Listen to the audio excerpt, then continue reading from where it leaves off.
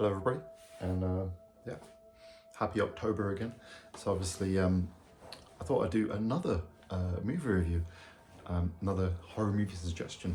So obviously last time we spoke about Audition, absolute classic, and I thought, you know, as I was talking about Japanese horror movies, let's talk about one of the most famous, one of the biggest sort of pop culture icons to come out of Japan, and that is The Ring. And obviously the character I'm referring to is Sadako. So obviously The Ring is a sort of, it's become this big series. Obviously it started off as a book, which then was turned into a movie, and now it's basically become so franchise. It was so big that it even has a bunch of Western remakes, like American remakes. There was two done in kind of like the sort of early 2000s, and then there was another one like not too long ago.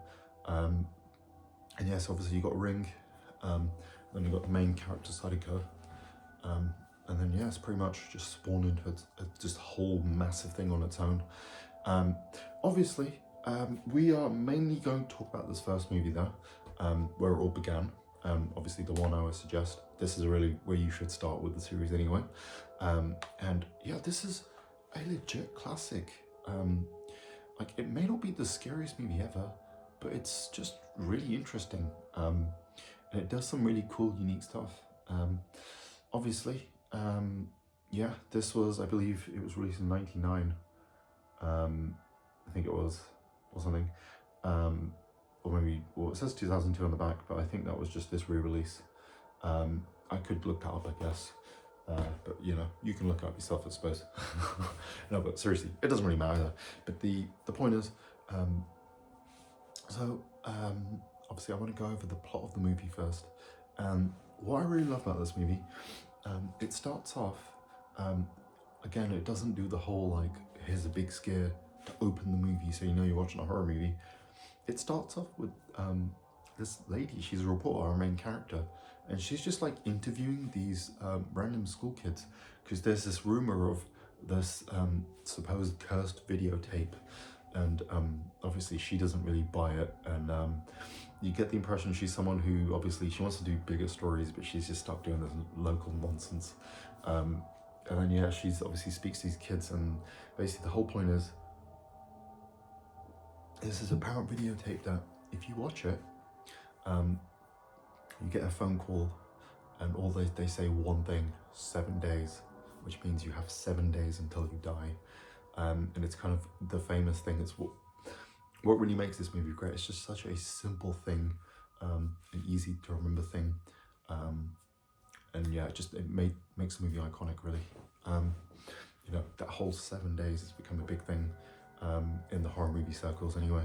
And obviously she's researching this, and then she stumbles across the tape, and she actually ends up checking it out, or she intends to anyway. And then what happens is her son ends up watching the tape. She has a young boy, and yeah, she thinks nothing of it, and then she gets a call, and the call is, as you would expect, 7 days. So then obviously she starts panicking, thinking this must be bloody real, and then she, obviously that's a jump of logic, but it is a horror movie, so there's always those jumps of logic. And then you find out her ex-husband, who I think is the father of her son as well, they're just kind of separated. He's like a teacher. He's living with this girl. I think either she's a student or something, I'm not sure, but they have some sort of relationship going on there. She goes to him because like that's the only person she can turn to. And then basically the movie becomes them two trying to figure out the origins of Sadako and how to figure this out. So this is what I really love about the movie. There's those like really cool scary sections, but then large parts of the movie is just them like investigating what to do and figuring out the backstory of Sadako. And then yeah, that's like why I really love it. Obviously, as with my last one, this is where the like non-spoiler action section ends. From this point on, it will just be spoilers. So I suggest go watch the movie and then come back to this part. Yep, you done? Great.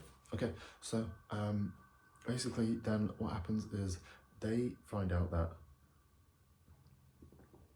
Sadako is in a basically this village that I think it's either they find it in the tape itself or something, but they track down this sort of village near the kind of sea, and then they figure out that's where she is. They've come up with the idea that they need to give her a proper burial, similar to if you ever saw, I can't remember, it was like Friday the 13th, not Friday the 13th, bloody night, oh my god, Nightmare on Elm Street. I was going to call it Nightmare Before Christmas, yeah, Nightmare Before Christmas. Nightmare on Elm Street Part 5, where they have to give Freddy proper burials, that sort of a thing. So essentially, they figure out that the whole backstory now is that the mother of Sadako happened to have psychic powers, and that she was basically used by these people to try to exploit her to make money or something like that. And I think there's a suggestion that the mum, Sadako's grandmother, I think she basically was with some water demon or something. I think that's what the suggestion is anyway. The books go into it a bit differently, and there's a different explanation which we'll explain in a minute. And then basically what happens is, the mum, I think she dies or something, but she has a daughter, Sadako, who the powers are transported to. And then obviously Sadako is somewhat evil, and then I believe it's like her granddad or someone, he ends up like killing her and putting her remains in the well that she's in. And then basically this tape is kind of like, it contains sort of psychic powers in it or something. And so obviously when you watch it, it summons her, and then obviously she's the one who kills you within those 7 days.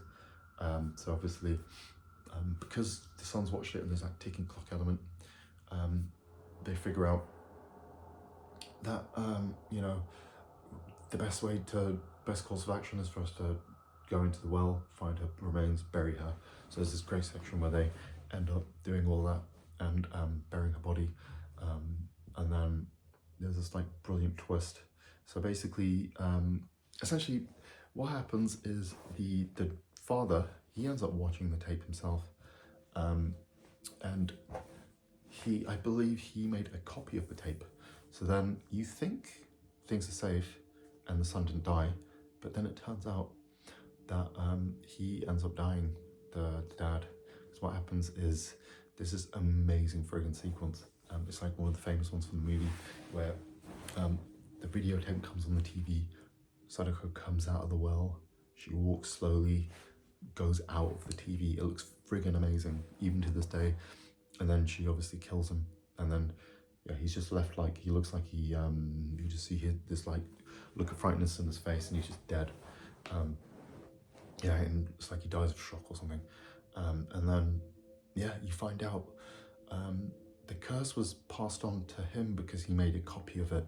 And then there's this really like kind of like the ending is kind of crazy. So I think doing that saves her, actually, because I think she watches it, and then the son, that's it, so that's why she survives. But then to rescue the son, I think it is, she ends up making a copy of the tape, and the ending of the movie is her calling her granddad. So she's gonna go see her elderly father and get him to watch the tape to save her son, if I remember correctly. And it's like, that's kind of a bit of a dark ending, but it's a really cool twist, because I really love the fact that it's not just a happy ending, because like you shouldn't have that in a horror movie, I don't think. And then what happened is the movie ended up doing so well that ended up spawning this massive series. They quickly rushed out a sequel. It's called Ringu in Japan. So I think they did another one called like there's basically like two Ring 2s essentially.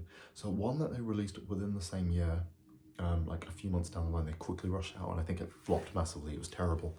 Apparently, I haven't watched it myself.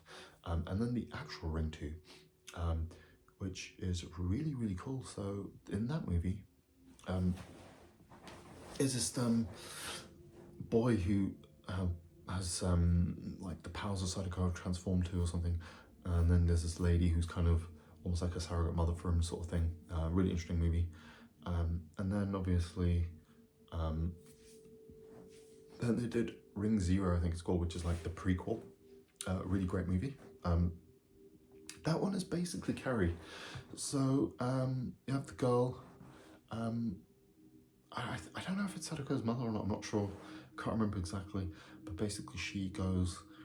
The girl is in the sort of theatre group, and then like there's a dude who sort of tries it on with her, and she gets kind of bullied a little bit and stuff, and then she sort of snaps and does like a Carrie and kills everyone at the end. Really cool movie. Yeah, I used to watch all of these like all the time. Those ones in particular. And then there are the, like I said, you then have those American versions. There's a Ring 1 and 2. Those got Naomi Watts in them. A little bit interesting. They call her Samara instead of Sadako. The first one pretty much is the same, near enough, with a few Western changes, you know, to make it a bit dumber here and there, in my opinion. Not terrible, but you know, it's fine. Pretty much, yeah, there was this sort of phase in the early 2000s where they did all these like American remakes of Japanese horror movies. Is even like, I think there's 3 Grudge movies. What's amazing is, if I remember correctly, The Grudge, that was the same guy who did it in Japan. They just asked him to remake the same movie again.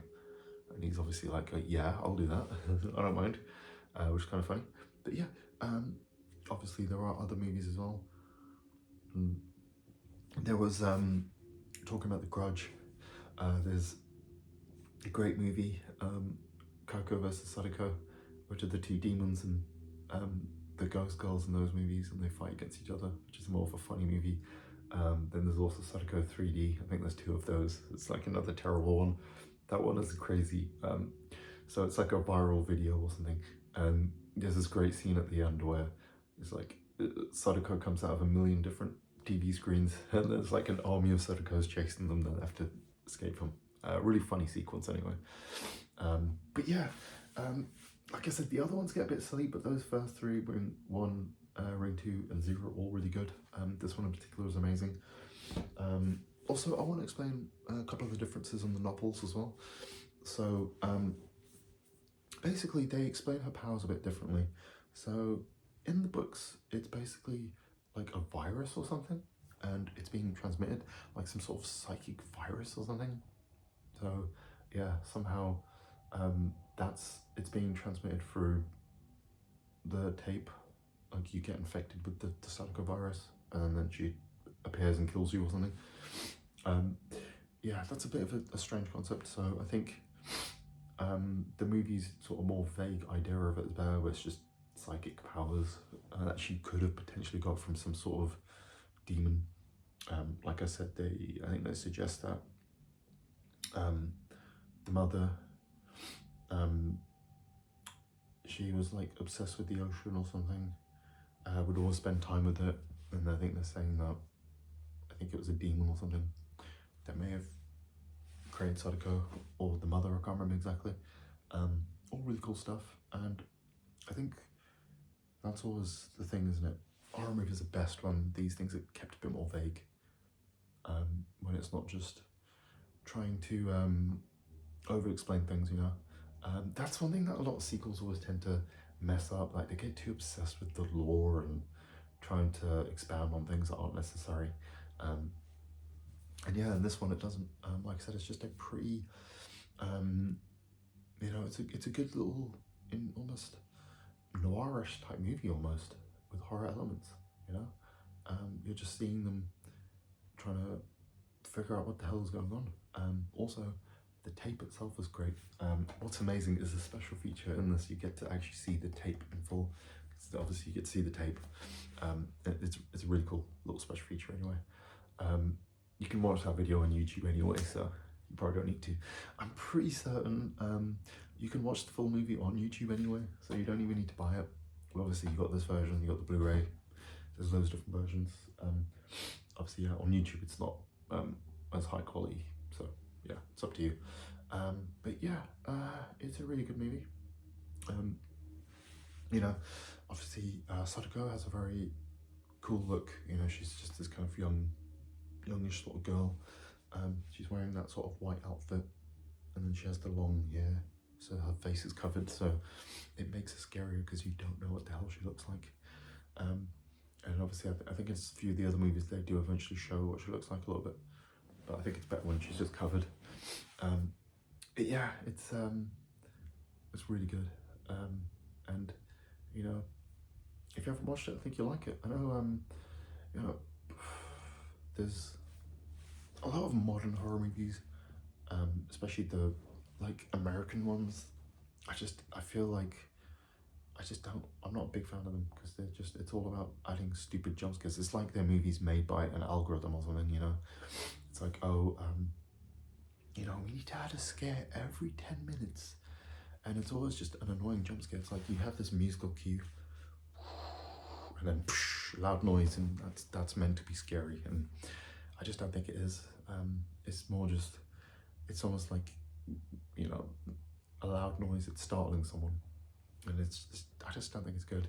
There have been a lot of better horror movies coming out more recently though, and I'm not completely against those types of movies in particular.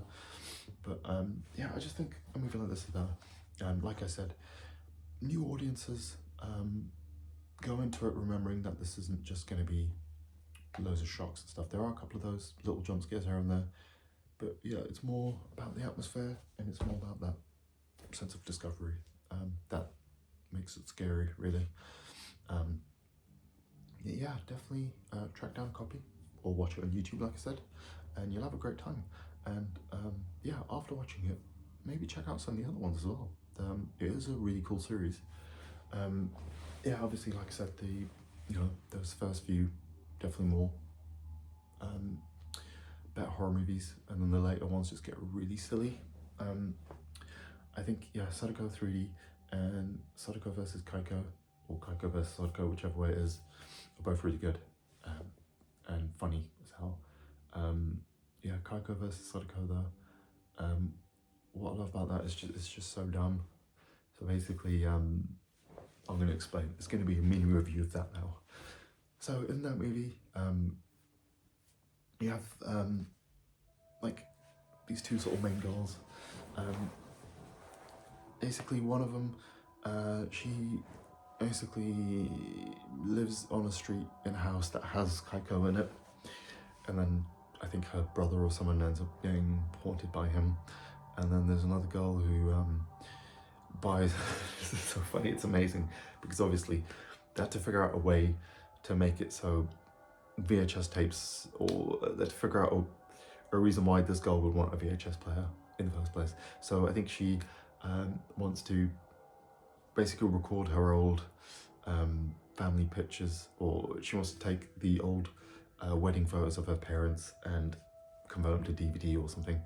So she has to go to this old shop to buy a VHS player, and the VHS player she buys happens to have the videotape in it, and she ends up watching it and then Sadako is after her. And then what's amazing is they then go to this character who's this sort of what do you call them, like a monk type character, this lady who is gonna try to exorcise the demon, but then it goes wrong and she gets killed. And then you meet this other dude, like he's this like kind of cool badass guy who has this like sidekick who's this like kind of sassy little girl or something. Is really funny. And then they're kind of like this comedy duo almost.